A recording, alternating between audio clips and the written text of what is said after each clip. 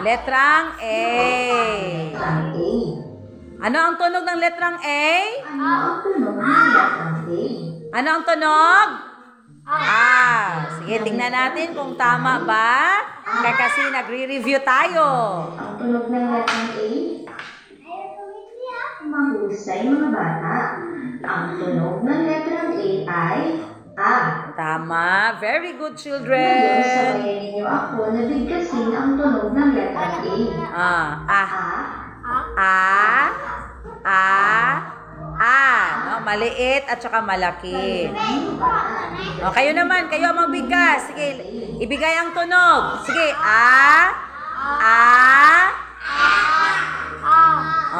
Jacob, upo ng maayos. Sige, basahin nga. Ng letrang M. Ibigay ang tunog ng M at saka A.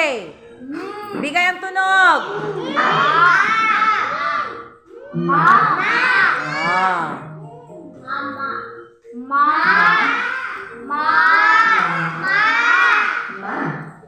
Very good.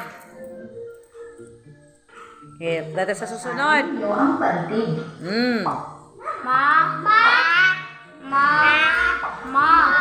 Very good.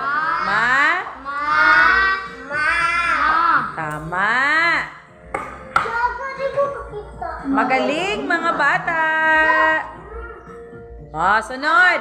Sabayan natin ang tunog ng letrang Ibigay muna ang tunog. M. Say, tunog ng letrang A.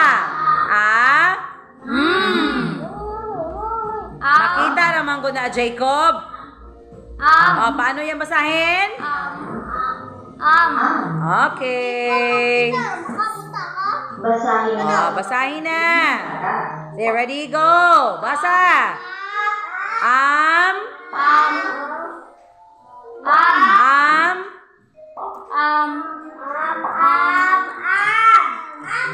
Okay.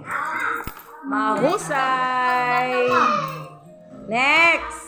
Sasamahin naman natin ang pantig na A at pantig na Ma. Sige, basahin nga. A. Ma. Ama.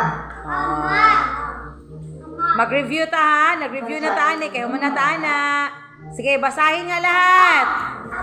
Ama.